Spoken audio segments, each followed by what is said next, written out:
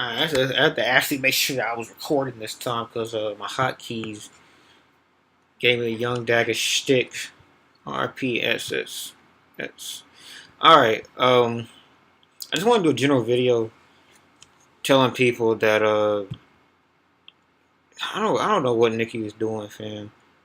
Like oh, John McCain just died. Oh yo, R.I.P. fam. R.I.P. John McCain. They get brain cancer though, so it wasn't. I feel bad for John McCain, man. My dude was wanting to go out with a good Republican candidate. He got Donald Trump, man. Even John McCain was like, man, Donald Trump.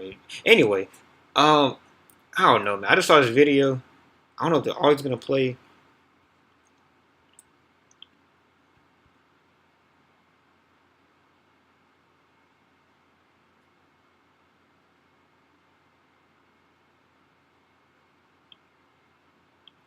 Yeah, so this was Drake, the Aubrey and the Three Migos tour, and even the Migos, bro. I'm sure they had some kind of like prefacing to who they were gonna bring out before this.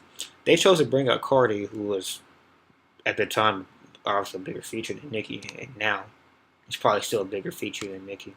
But they brought her out to do her part in Motorsport and not Nicki. Obviously, with it being the Migos and Drake, who both probably co-signed off on Cardi B and not Nicki. Nicki might be doing some album promo. I'll give it the benefit of the doubt. But the fact of the matter is, they probably didn't even ask her, like, at all. Shout out to Cardi B Servant for the video. Um,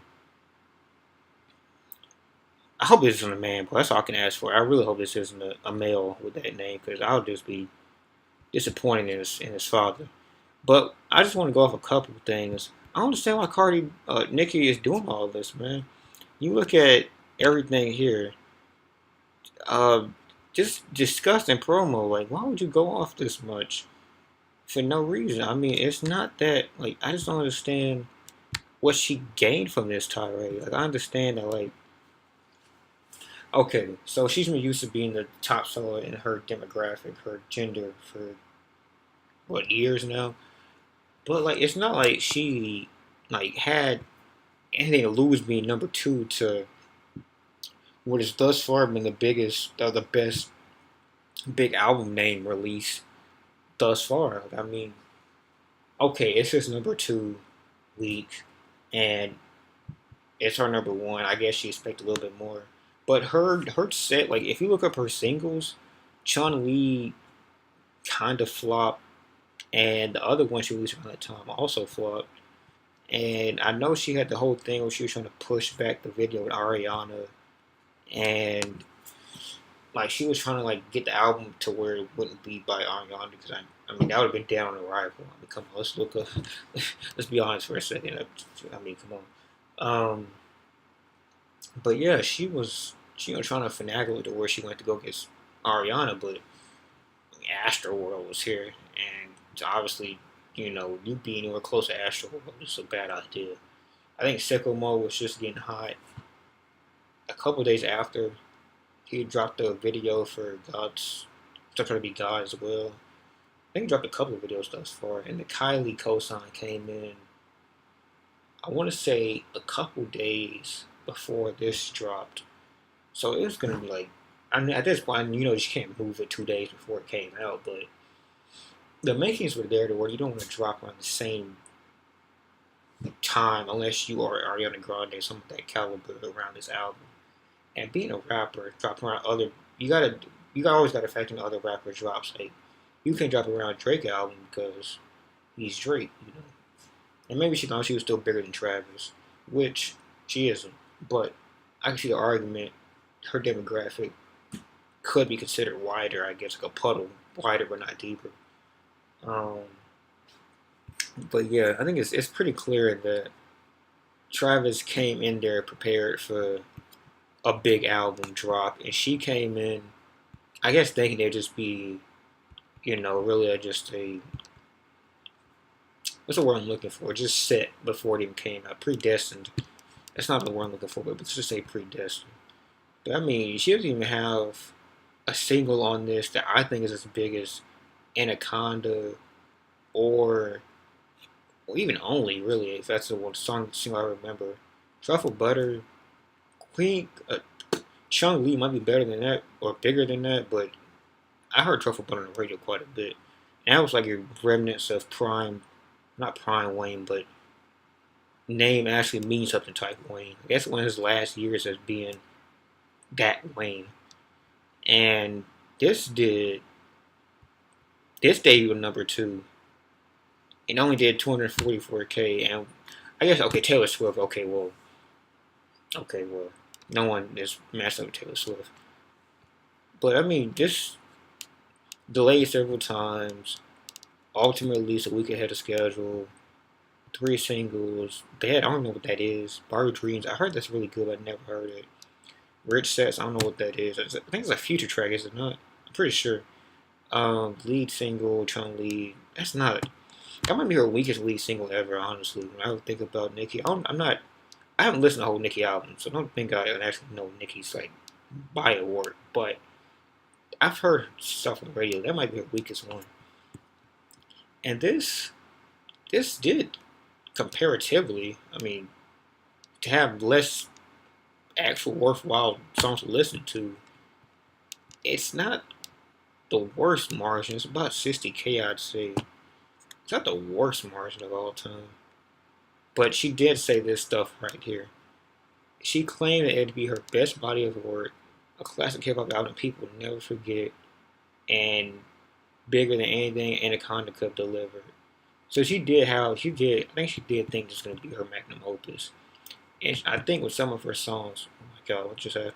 With some of her songs, she did expect it, like it'd be like her hip hop return.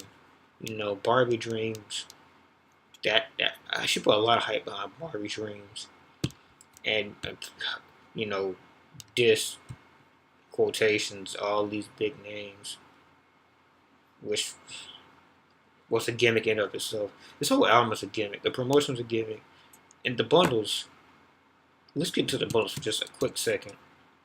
Why does she think that these bundles were like a bad idea for Travis? She was selling bundles for like $5, like literally like $5 soap was like some of her bundles, and then Travis was selling for like $100 shirts. And if he outsold you with those bundles, that means what you were doing was a bad idea. Like that just means you failed at cheating the system. It's really that simple. I don't really have a cohesive outline to this, but I wanted to close on this. So I was actually surprised that the reviews were as good as they were. Austin's album was dead on arrival as far as reviews go based on her spazzing immediately. But I mean, we knew that she wasn't selling. Travis sold 500K like first week. Even if it was like a 50% drop, that was going to be more than what Nicki was going to sell, like, realistically. Because I mean, Sicko Mode was still doing too good just by itself for her to really compare. And she didn't have Fifi. It wouldn't even been a discussion because Fifi, I think, went platinum already, and that carried the numbers more than anything except probably Chun Li, I would imagine. And maybe it did better than Chun Li. I'm not sure, but it's probably at least close. But my point being, the reviews are actually pretty good for an album of Nicki's that, you know, who cares about Nicki that much to listen to the album? Even most of her fans, like, don't listen to the whole album, honestly. They kind of just pick apart songs they like and just go off with it. But, I mean, it falls in line with the rest of her work. Like, Pink Print got a 70, so she did better. This was absolutely useless, an album. She did better than that. Yeah, I mean, this is maybe one of her better projected albums as far as quality goes. And she's spazzing over this. Like, this is one of her. She wanted to drop her best album. Maybe she did. It just didn't sell. But if she thinks about it for a second, quality rarely sells. Yeah, I think we can agree with that. You know, you think about Kanye's best album, MBDTF. It didn't do more than Graduation. I don't think he did more than Late Registration. At least in hip hop, quality doesn't sell rarely. I'm trying to think about another good example. When you pass your prime, let me say that when you're past your prime, it doesn't. Like Jay-Z, 444 probably did far less than American Gangster or Kingdom Come or Magna Carta, but it was his best album in like 10, 15, 20 years maybe. Not 20 years, but like 10 years easy. Um, uh, Life is Good. I think it's kind of a bad example because Nas sales pretty much stagnant for them. Like they not stagnant, but consistent for the most part. Really like it's not a massive jump. But his best albums he sold was I think 2.4 million in the early 2000s. And Life is Good was comparable to that, but that might have been his best album since Lost Tapes. Oh God, not Lost Tapes. I don't even like God's Song that much. The point being is that even if it was her best album, which it may be, it wasn't going to sell that well anyway. And it's sold good enough.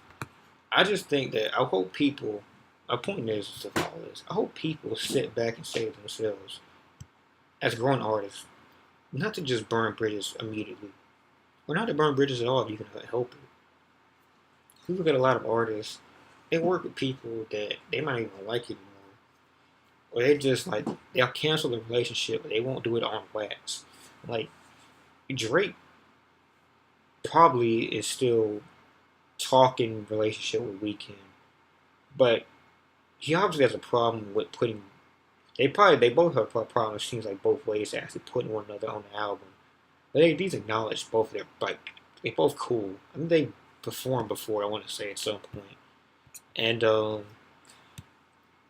yeah, I mean, but then whenever like just come out and like say, hey, I hate the other guy, like f that dude because why would you do that? Why would you just completely break a working relationship when there's only so many like tier one artists that you can work with at any given time?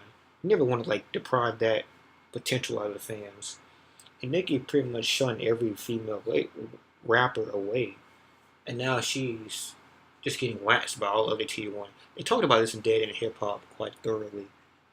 I'm getting that talking point from there, but I think Nicki's trajectory as an artist is just an example of what you shouldn't do when you make it. Because she grinded her way to get to this spot. And mainly male rappers helped her get to this spot. But she just didn't. You got to pay it forward at some point, and she never paid it forward. If you are a female rapper coming up right now, one thing I will always suggest for you to do in rap and in life, pay it forward. I don't have a good outro, a cool outro to establish yet. But shout out Nicki, go buy Astro World right now. Let's get it.